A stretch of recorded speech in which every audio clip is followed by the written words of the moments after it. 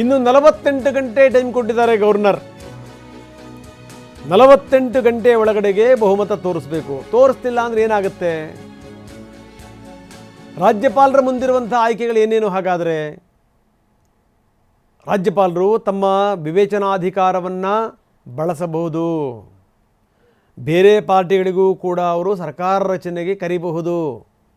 ಎರಡನೇ ಅತಿ ದೊಡ್ಡ ಪಕ್ಷ ಇನ್ಯಾವುದು? ಡಿ ಎಮ್ ಕೆನ ಅವರು ಆಹ್ವಾನಿಸ್ಬೋದು.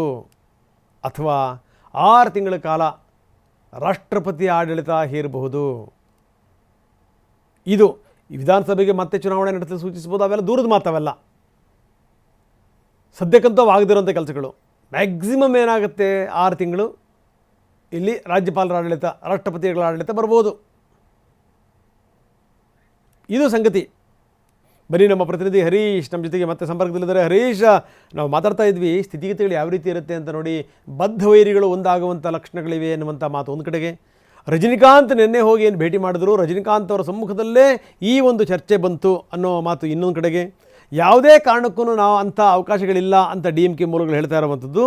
ಅವರು 6 ತಿಂಗಳು 5-6 ತಿಂಗಳು ಅವ್ರು ಮಾಡಲಿ ಬಿಡಿ, ನಾವಂತೂ ಯಾವುದೂ ತೊಂದರೆ ಕೊಡಲ್ಲ ಅನ್ನುವಂಥ ಮಾತನ್ನು ಸ್ಟಾಲಿನ್ ಹೇಳಿರುವಂಥದ್ದು. ಅಂದರೆ ಮುಂದಿನ ದಿನಗಳಲ್ಲಿ ತೊಂದರೆ ಕೊಡುವಂಥದ್ದು ನಿಶ್ಚಿತ ಅನ್ನೋದು ಈ ಮಾತಿನ ಅರ್ಥನ. ಇದು ಒಂದು ಕಡೆಗೆ. ಜೊತೆಗೆ ಈ ರಾಜ್ಯಪಾಲರ ಪರಮಾಧಿಕಾರದ ಬಗ್ಗೆನೂ ಕೂಡ ನಾವು ಮಾತಾಡ್ತಾ ಇದ್ವಿ. ಅಂದರೆ ಒಂದು ಲೆಕ್ಕದಲ್ಲಿ ಇಲ್ಲಿ ತನಕ ಏನು ಸುಲಭ, ಸರಳ, ಸಲೀಸಾಯಿತು ಅನ್ನುವಂಥ ಮಾತಿತ್ತಲ್ಲ, ಮುಂದಿನ ಹಾದಿ ಭಾಳ ಕಠಿಣ ಅಂತ ಅನ್ನಿಸ್ತಾ ಇದೆ. ಏನಂತೀರಿ? ರಂಗನಾಥ್, ಯಾವಾಗ TVKಗೆ ಕಾಂಗ್ರೆಸ್ ಬೆಂಬಲವನ್ನು ಕೊಡೋದಕ್ಕೆ ಮುಂದಾಯಿತು, ಆಗಲೇ ತಮಿಳುನಾಡಿನ ರಾಜಕೀಯದಲ್ಲಿ ಬದಲಾವಣೆಗಳು ಕಾಣಿಸ್ತಾ ಹೋಗ್ತು ನಾವು ನೋಡ್ಬೋದು. ಅವು ಯಾವಾಗ ರಾಜ್ಯಪಾಲರು ಈಗ ಒಂದು ವೇಳೆ TVKನೇ ಒಂದೇ ಹೋಗಿದ್ರೆ ರಾಜ್ಯಪಾಲರ ಹತ್ರ, ಇಷ್ಟೊತ್ತಿಗೆ ಪ್ರಮಾಣ ವಚನ ಸ್ವೀಕಾರವು ಕೂಡ ಆಗೋಗಿರೋದು ಅಂತ ಅನ್ಸುತ್ತೆ. ಯಾವಾಗ ಕಾಂಗ್ರೆಸ್ ಎಂಟ್ರಿ ಆಯಿತು, TVKಗೆ ಬೆಂಬಲವನ್ನು ಕೊಡ್ತು. ಆದರೆ ಇದನ್ನೆಲ್ಲ ಆಟ ಆಡಿಸ್ತಿರೋರೇ ಬೇರೆಯವರು ಅನ್ನುವಂಥ ನಿಟ್ಟಿನಲ್ಲಿ ತಮಿಳುನಾಡಿನ ರಾಜಕೀಯದಲ್ಲಿ ಚರ್ಚೆ ಆಗ್ತದೆ. ಅಂದರೆ ದೆಹಲಿಯಿಂದ ನಿರ್ದೇಶನಗಳು ಬರ್ತಾ ಇದೆ ರಾಜ್ಯಪಾಲರಿಗೆ, ಹಾಗಾಗಿ ರಾಜ್ಯಪಾಲರು ಇವತ್ತು ಕೇರಳಕ್ಕೆ ಹೋಗಿದ್ದಾರೆ ಅನ್ನುವಂತಹದ್ದು. ಮತ್ತೆ AIADMK ಮತ್ತೆ DMK ಒಂದಾಗುವಂತಹ ವಿಚಾರ ಏನಿದೆ, ಇದು ಕೂಡ ಬಿಜೆಪಿ ಹೆಣೆದಿರ್ತಕ್ಕಂಥ ಊಹಾಪೋಹಗಳ ಕತೆ ಅನ್ನುವಂಥದ್ದನ್ನು ಕೂಡ ತಮಿಳುನಾಡಿನ ರಾಜಕೀಯದಲ್ಲಿ ಚರ್ಚೆ ಆಗ್ತಿದೆ.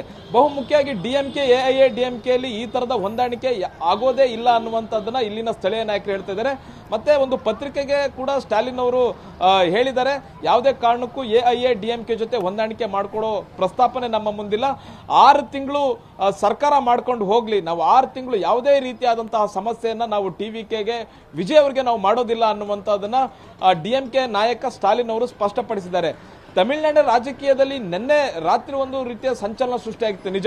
DMK AIADMK ಒಂದಾಗುತ್ತಾ, 5 ದಶಕಗಳ ಕಾಲದ ವೈರತ್ವವನ್ನು ಮರೆತು ನಾಯಕರುಗಳು ಒಂದಾಗ್ತಾರ ಅನ್ನುವಂಥದ್ರ ಬಗ್ಗೆ ಚರ್ಚೆಗಳು ನಡೆದಿತ್ತು. ಆದರೆ AIADMK ಇಂದ ಕೂಡ ಸ್ಪಷ್ಟನೆ ಬಂದಿದೆ, ಮತ್ತೆ DMK ಇಂದನೂ ಕೂಡ ಸ್ಪಷ್ಟನೆ ಬಂದಿರುವಂಥದ್ದು.